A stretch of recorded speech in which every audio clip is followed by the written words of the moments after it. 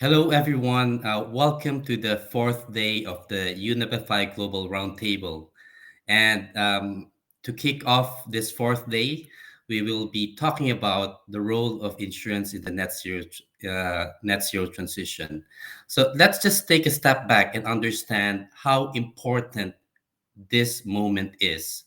Because if you really look at the role of the insurance industry over the past years in terms of climate action, most people and stakeholders would associate insurance with climate change adaptation and resilience, which is still a very core contribution of insurance in climate action. And on the climate change mitigation side, in most cases, insurers have been um, look assessed in that space in their role as institutional investors. This is why, for example, many leading insurers, including the insurers with us today, are really strong members of the Net Zero Asset Owner Alliance. However, that narrative on insurance and climate change and net zero changed last year with the launch of the Net Zero Insurance Alliance, which is hosted by UNEP's Principles for Sustainable Insurance. So we launched it at the G20 Climate Summit in Venice last July.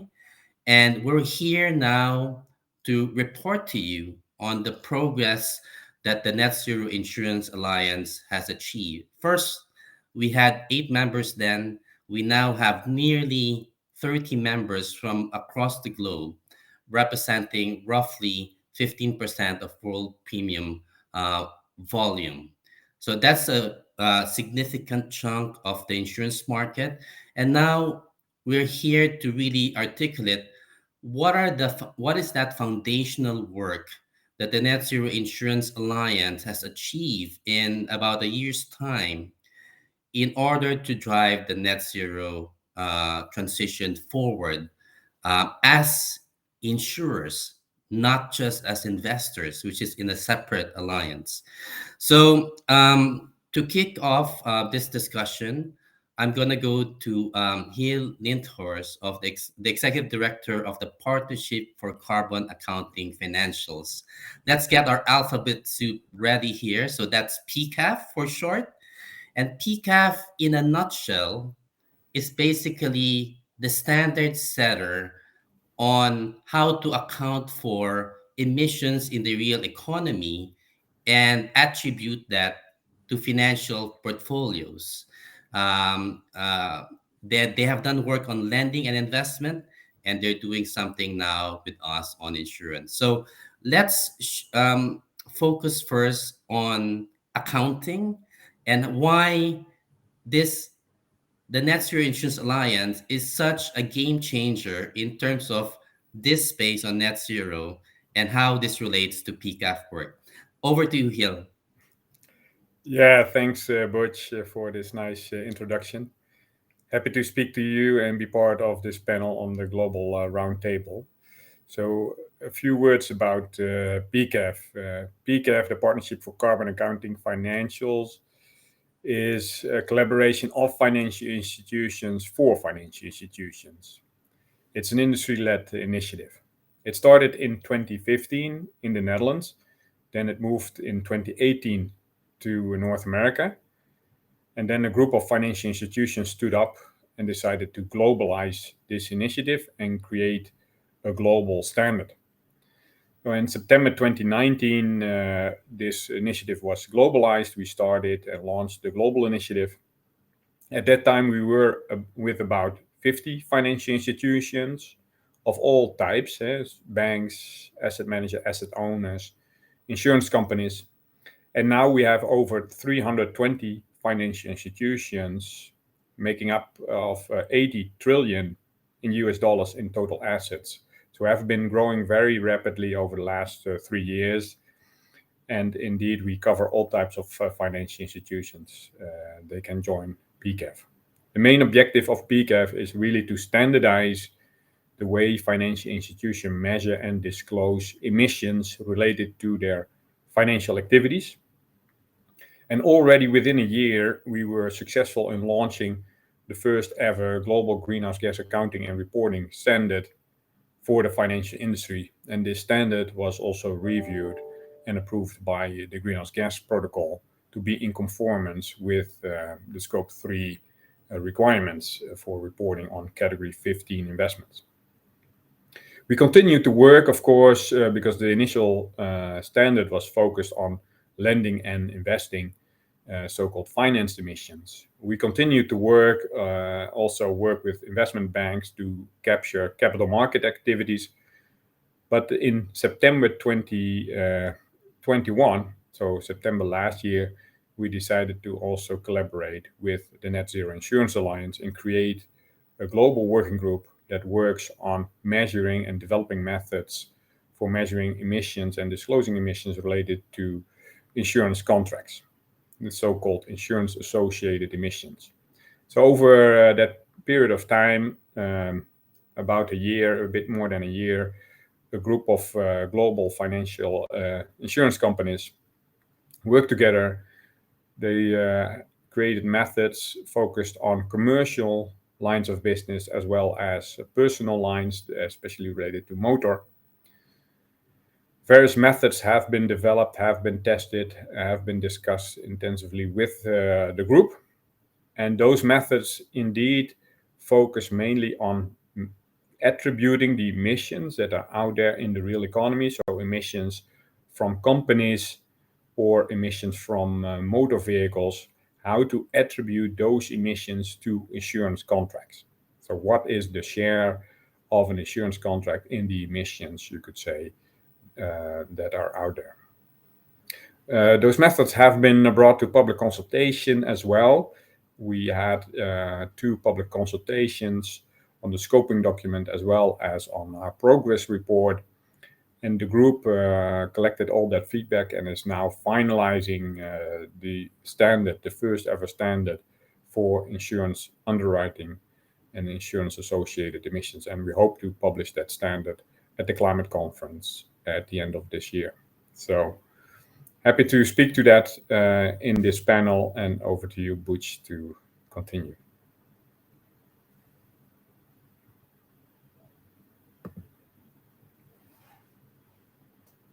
You're muted. Sorry. So at this time last year, there was really nothing that existed yet on an accounting standard to measure insurance associated emissions. And now there's a public consultation, and by the end of this year, Hill, I think we will produce that first ever global standard. Just a follow-up question to you, Hill. Obviously, you've started work on finance emissions on lending investment a few years ago. Yeah. And for many people, they say, people can easily use the term finance to encompass everything from lending, investment, and insurance. But finance is really heterogeneous. Insurance is different from lending and investment. So in this over a year-long work with insurers on shaping this upcoming standard, what are the key insights you picked up, Hill? Both differences, similarities, challenges, opportunities between finance emissions in the lending and investment space compared to insurance associated emissions. Yeah.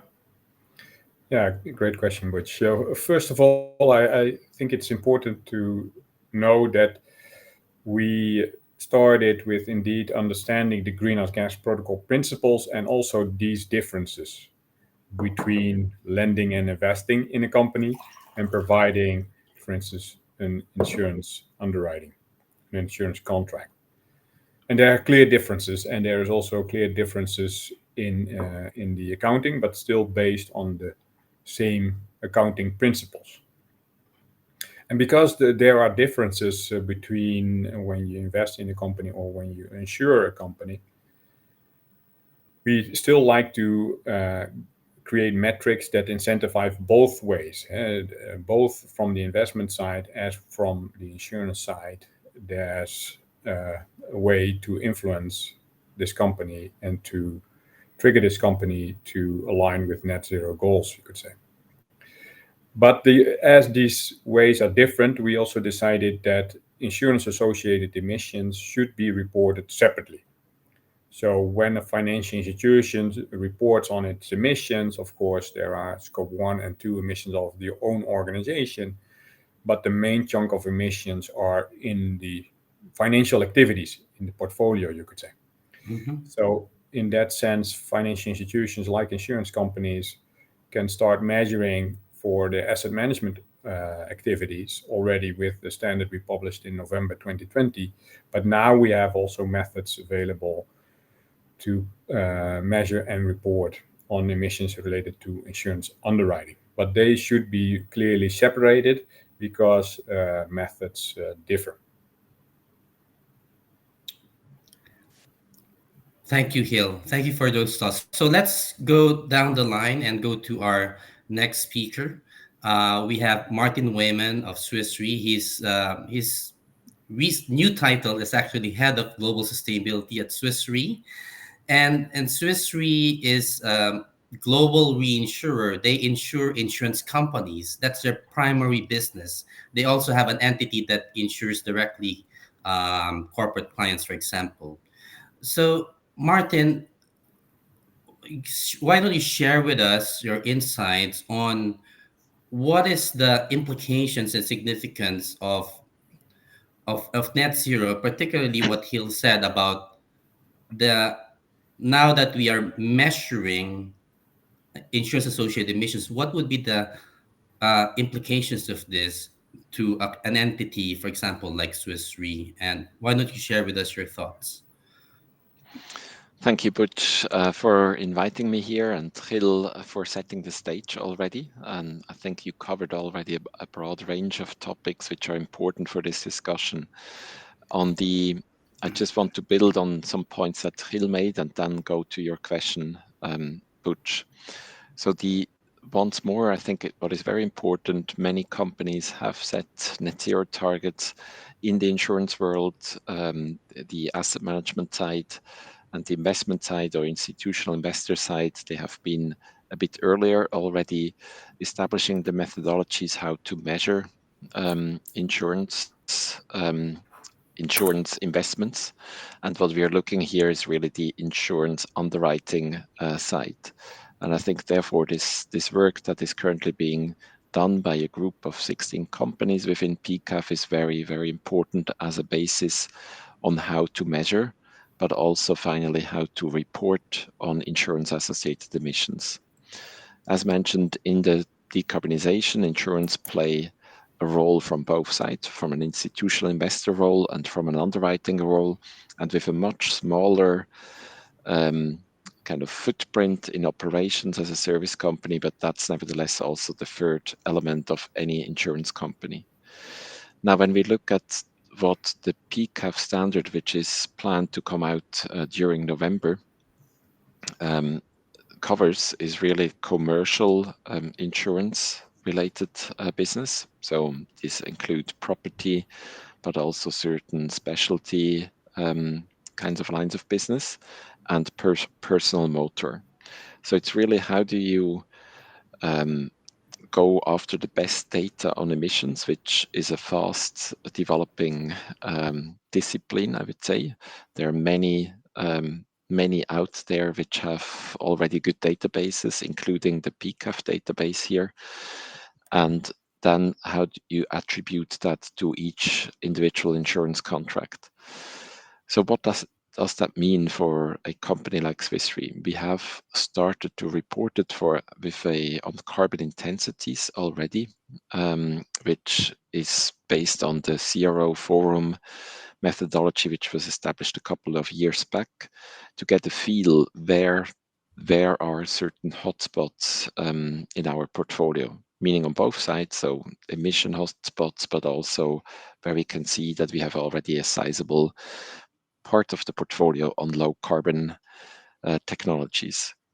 Now with the new methodologies being developed here, and the change is also that there is absolute emissions that we are trying to calculate with this approach.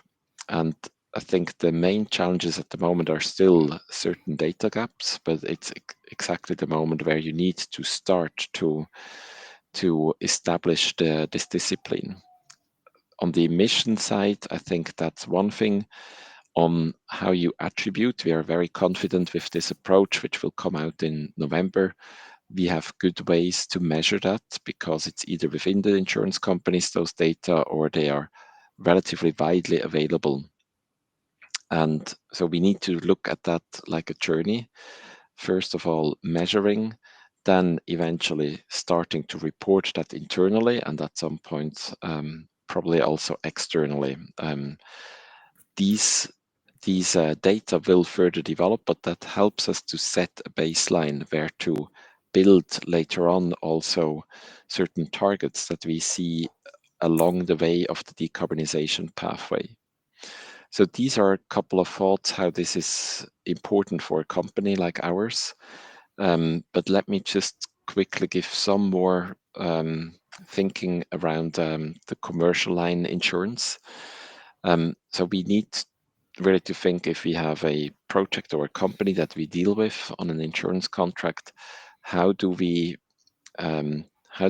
account for that? And I think I want to build on something what Giel said before. It is super important to think through, is that a financial ownership, which is on the investment side, or are we basically a risk carrier? So we don't have an insurance contract an ownership, but we have a way how we call that in the document that many of you have seen as well in the draft document on the progress report, follow the risk principle.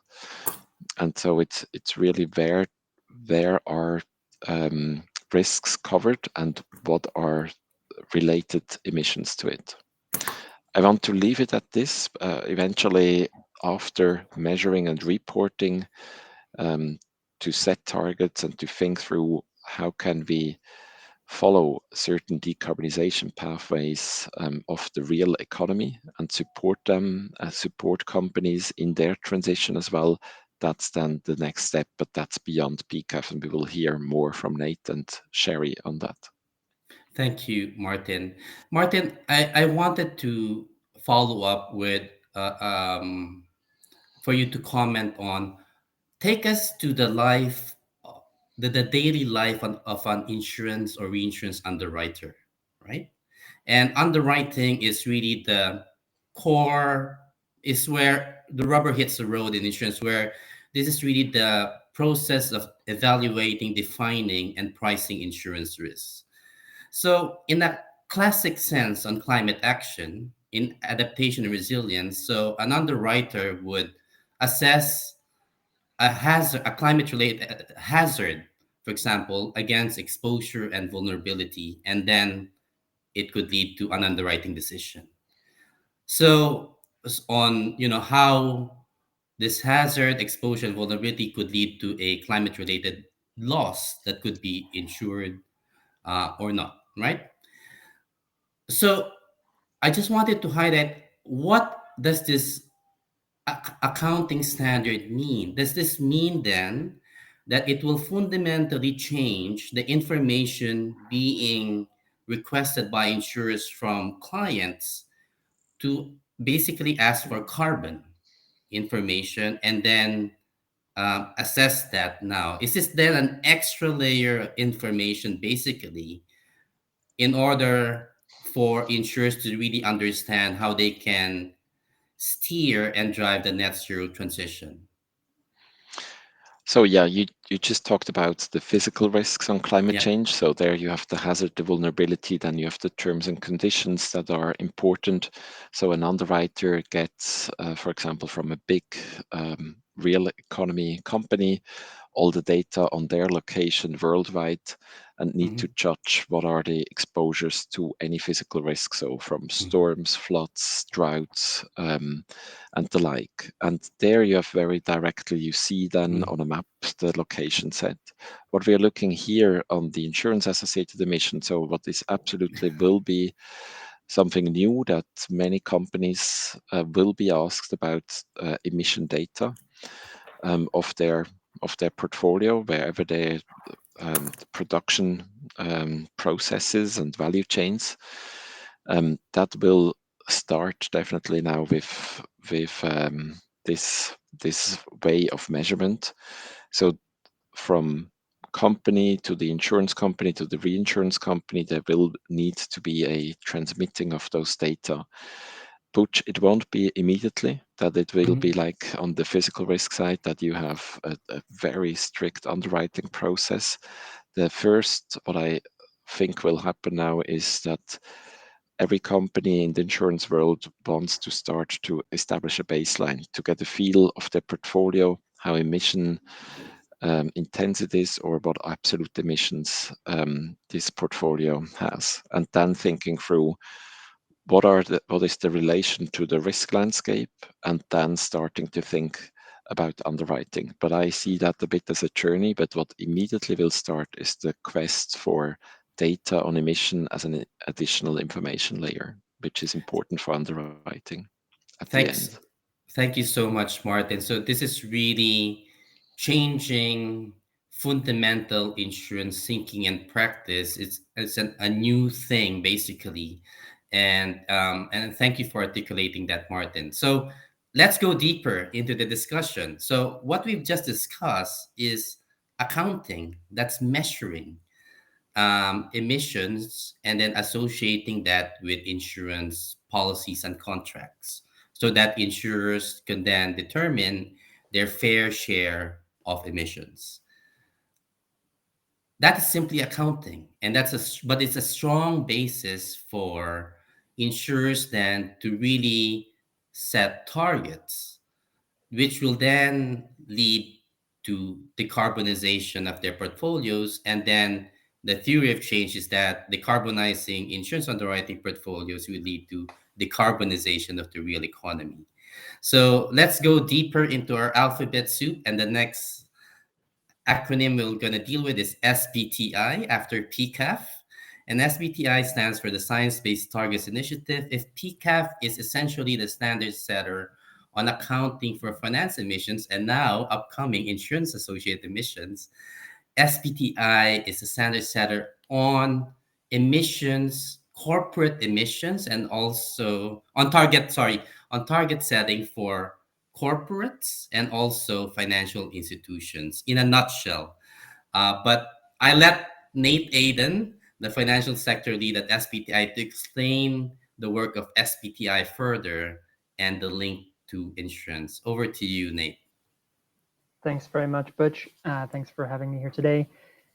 So a little bit of background on SBTi, and then I'll elaborate on some of the earlier points. So the SBT initiative was started in 2015, as you said, Butch, to support private sector mitigation ambition.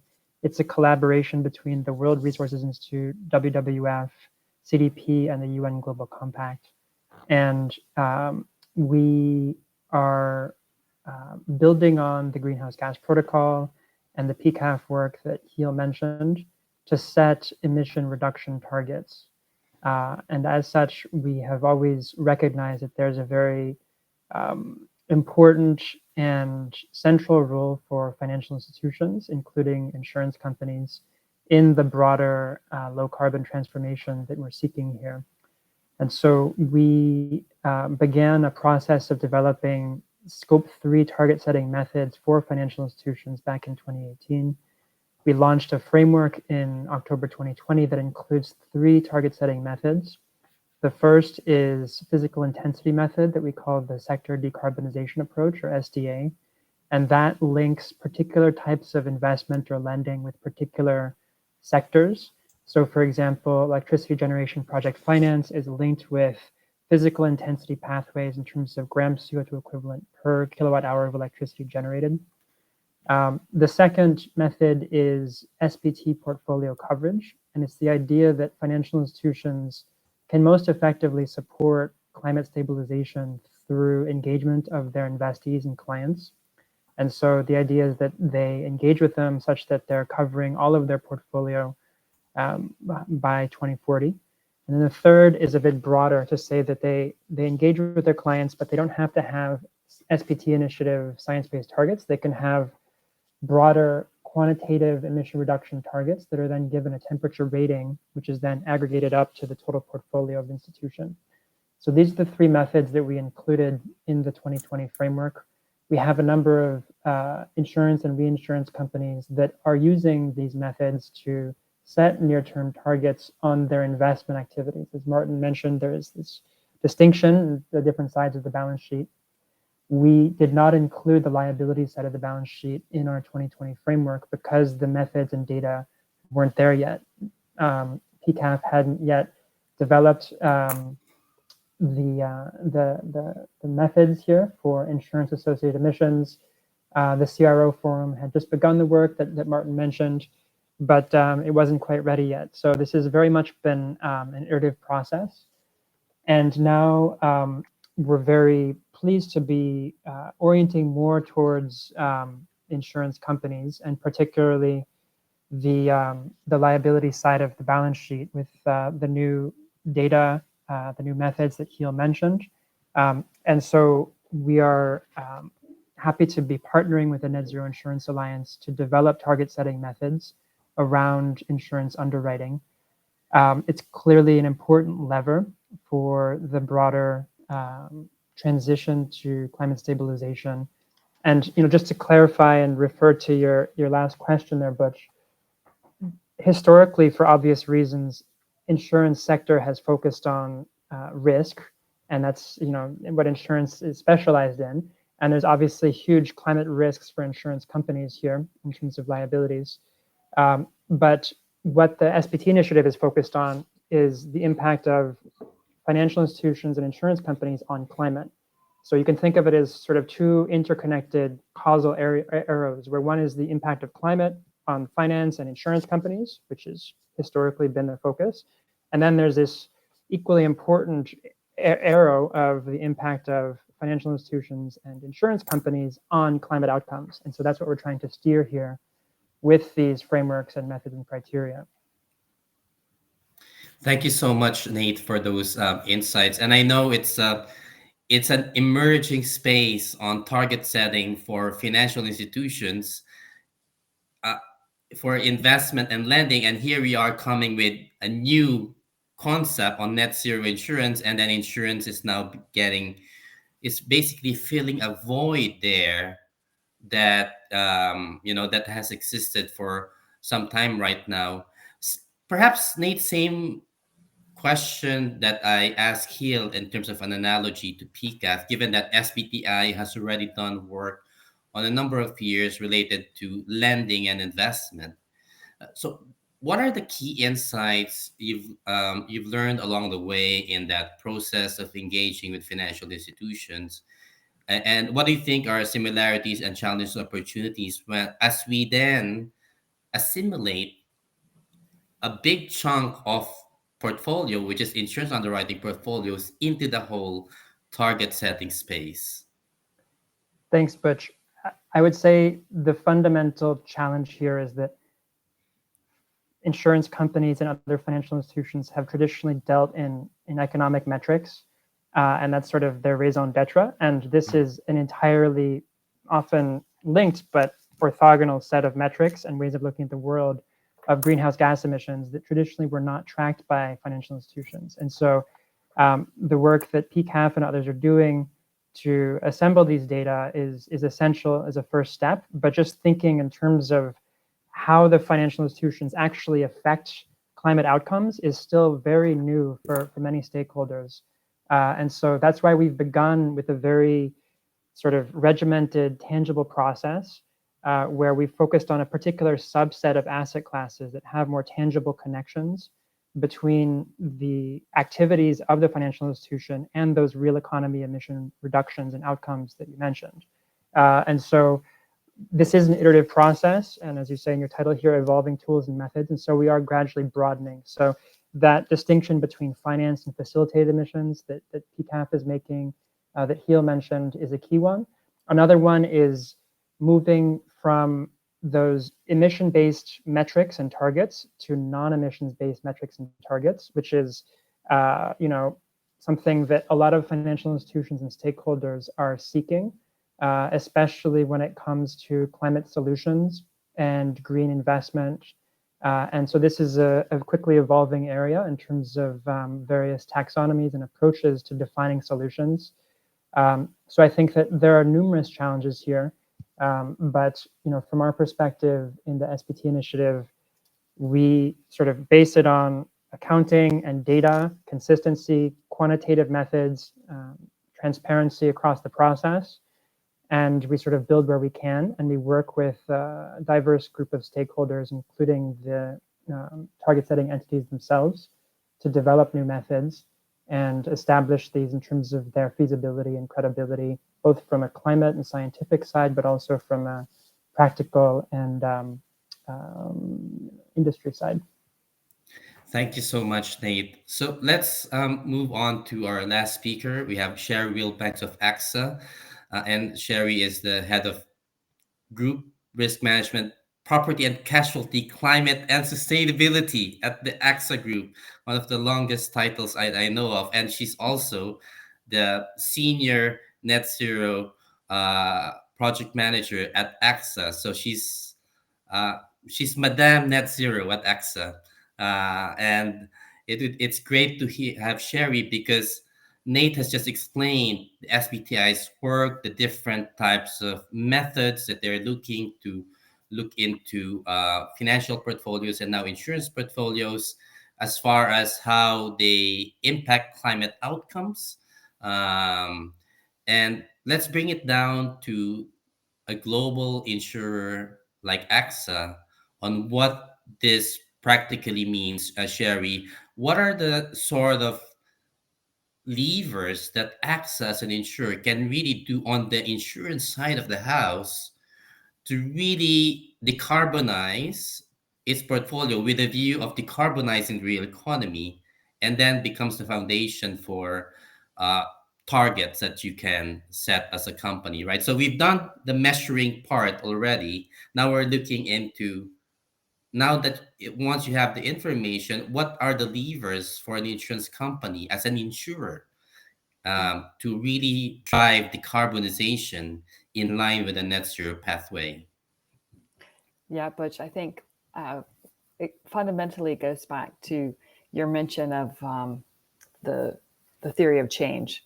And so we released, the NZIA released our white paper back in April, as you'll recall, and we outlined in that the theory of change related to the insurance industry and driving down carbon emissions associated with underwriting portfolios and all of the levers that you're asking about. And it's pleasing to me to see that many insurers, and especially AXA across the various global entities, are already applying many of those levers. And so it didn't take this initiative to spur that action, to have those policies put in place.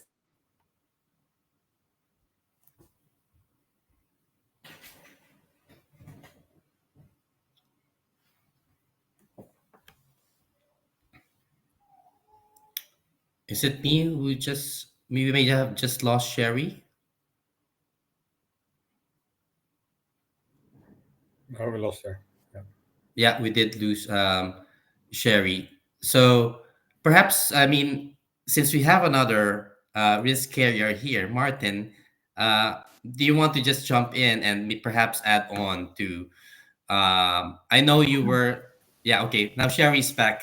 Sorry, Sheri, we lost you for a moment there, for like 30 seconds. Okay, I think we lost her again.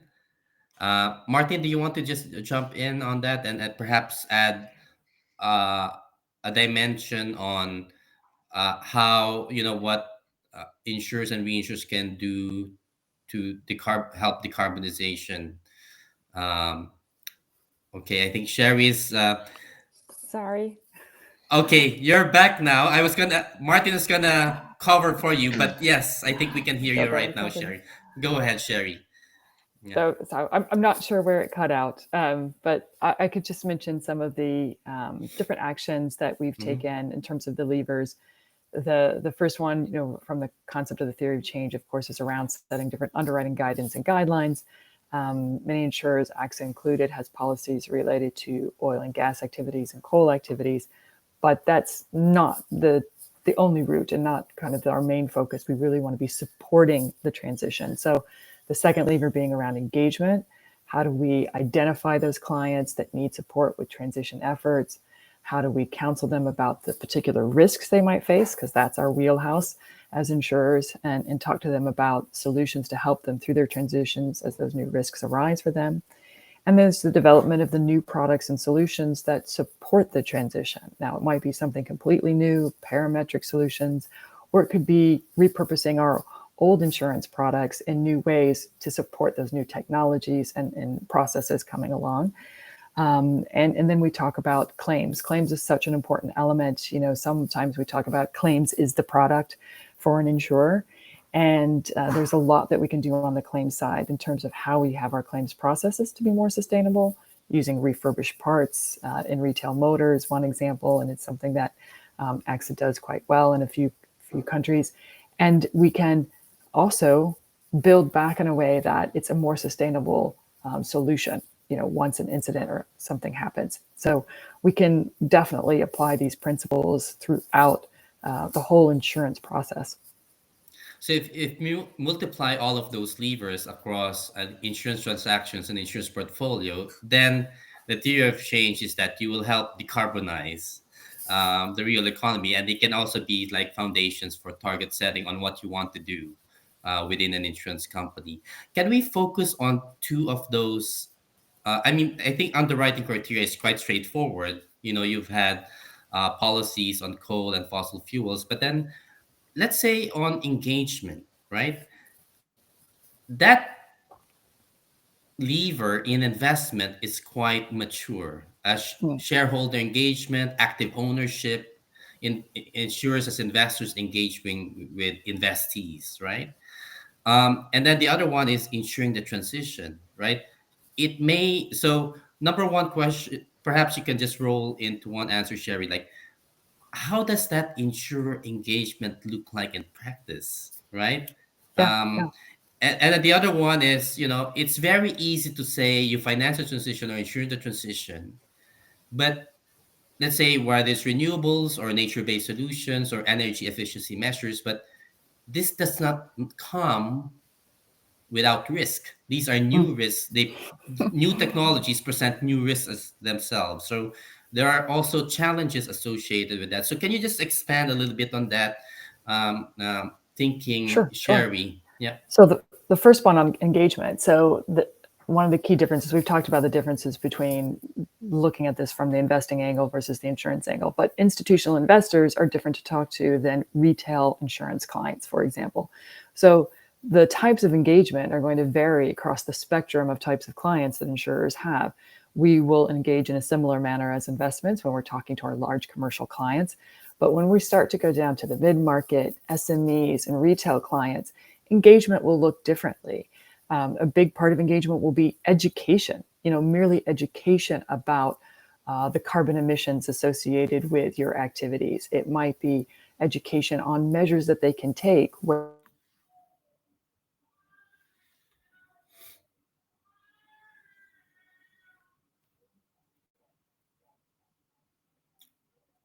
Okay, I think we lost Sheri again. I think she was trying to expand a little bit on education and how engagement works in practice for an insurance company. I know we have 6 minutes left, so I just wanted to um, um, give the opportunity for people. Sheri, we lost you. If you can finish in a minute, I know you were trying to drive on engagement and then ensuring the transition, but I'll give you a minute or two, and then we'll have a. Now, you asked about time the is very risks. short. Yeah. The risks on ensuring the transition. And I think that is a recognition that all the insurers are aware of, but this is not new to insurers. This is why you're in the insurance business, and this is, what they do. So I really think that this is going to spur innovation in the insurance industry. It's going to spur a wave of us looking at data and capturing data. We had Martin talking about that, but in a different way, so that we can get better at understanding these risks quite early, so we can do the underwriting of them better, and the profitability won't be a concern. So I think that one's manageable, definitely. Thank you, Sheri. And I know it's a very quick session, 45 minutes. Take it as a lightning session to kickstart your thinking on how metrics and target setting are important in a net zero context for insurance portfolios. And we can have a discussion post the roundtable if you have questions on that. But I do want to have a final round with our speakers and final statements from them on what they believe to be how what are important elements there while we're doing this work that need to come together so that insurance can really be an accelerant for net zero. What are the things that you think need to happen? And you can mention one wish that you have so that i- we can actually, because we are already living in a world with a lot of impacts on climate change. We're simply trying to avert runaway catastrophic climate change. So there has to be an urgency in this. So what are the things that we can do to really accelerate the role of insurance in the net zero transition? And why don't we go the reverse and start with Sheri? So I think the biggest thing is really just for me, I just talked about engagement, is really starting to think about that engagement process and what you're going to do. Things that feels very qualitative versus quantitative in nature, and what does it mean? But it's to me the most important element of this. If we simply walk away from clients who have carbon emissions associated with their activities, then we're not actually benefiting or doing anything. And so that's one that I would say is important to get a grasp on, get started with, and do some action. Very clear. Why don't we go to your peer, risk carrier, Swiss Re Martin? Yeah, it's not a surprise, but I totally agree here with Sheri. I think it's an engagement, and it's not only engagement with direct clients, but also across value chains, which is important because sometimes one industry realizes we can't or we don't have all the solutions, but across the value chains, you realize that. And so it's an engagement, but also combined with very clear climate actions that each individual company needs to take. And the second, allow me a second one, because the first is very similar to Sheri, is really a massive data effort. We need to get to similar transparency on emission-related data as we have on financial data. Okay, data sounds like a good segue to Giel. Yeah, thanks, Butch. Yeah, I would say two things actually going forward. I think collaboration is key. Collaboration among financial institutions, collaboration within your organization. As mentioned, you could invest in companies through your institutional investor side, and you could insure also the same company. And so those both sides of an insurance company should collaborate and share data that they have. And I think also in some cases, like if you look at personal motor, insurance companies have more information than banks do when they have a motor or vehicle loan. So I think also across the industry, trying to get collaboration on data challenges, I think is key. And that's also what is at the heart of PCAF as we are across industry collaboration. So collaboration, I think, is key to drive data improvements. On the other hand, I think it's also transparency. This is just the start. We're just launching this first set of methods. And we should also be transparent about that. It's just the initial focus, and we try to improve it over time.